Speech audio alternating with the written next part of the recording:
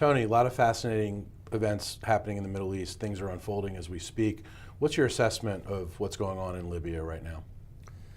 What we are still watching is Gaddafi with a functioning power structure. But it's a functioning power structure that doesn't have an air force, doesn't have air defenses, that's lost significant elements of what was actually a very small force that could be put into combat.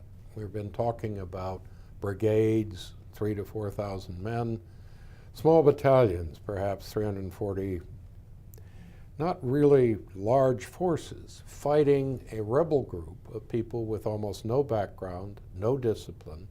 Again, for all the talk of large rebel forces, probably often in the hundreds, perhaps several thousand. And as a result, they've been pushing each other back and forth across North Africa.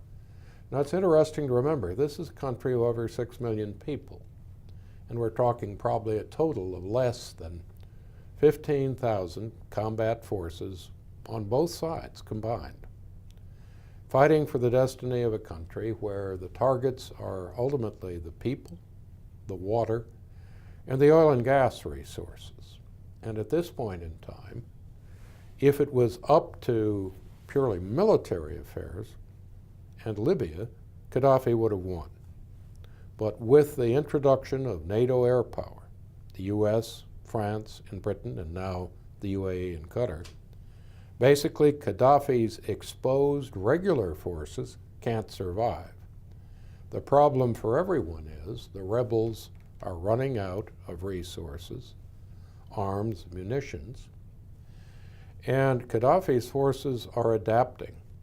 They're moving into civilian vehicles, they're wearing civilian uniforms, they're mingling with civilians. So we are almost as uncertain now as we were a week ago.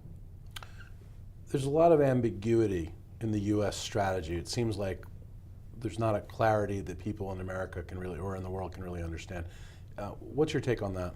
I think we need to be extremely careful that if the administration had announced the end state, the end goal objective that many people want and are criticizing the president for, it would have been that we are carrying out this military effort to get rid of Gaddafi. The problem is we never could have gotten a resolution through the United Nations. We never could have gotten NATO agreement.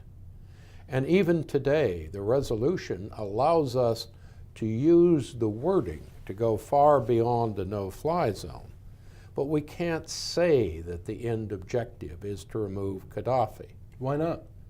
Because if we do that, we are now bound by the resolution. We are bound by the limits that the Arab League can go to. We are bound by the divisions on the part of the Europeans.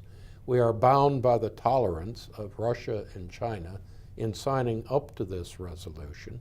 And we have to face the fact that you can't always, when you operate in an international environment with allies and you need UN support, go out and say we're going to do it the American way with American objectives, and we're going to go for the goal that other people don't agree to. Let's just talk about the rebels for a second. Should we arm them? How can we best help them?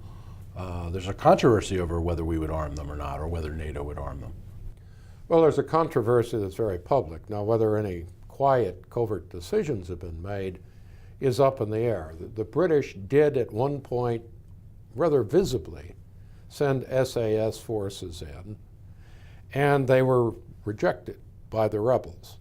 But since that time, the rebels may well have begun to have intelligence advisors, covert advisors. There are reports that there are intelligence and covert forces on the ground now helping direct the airstrikes so they won't attack civilians or confuse the rebels with Gaddafi's forces. Everybody is divided over whether we are actually watching arms and money move to the rebels. But then we have to remember something else. We talk about this as if they were broad national movements. But originally, each rebel group tended to basically come from one city or urban area in the coastal part of Libya, which is where most of the people are. Now we're talking about Benghazi, which is one very small part of Libya. We're not clear as to who in Benghazi really has a given set of goals, how divided they are. And when it comes down to the rest of Libya, we really don't know what the rest of the people in Libya want. It's clear that many rose up against Gaddafi, but that doesn't necessarily mean that they're following the people in Benghazi. Tony Cordesman, thanks for your time. A pleasure.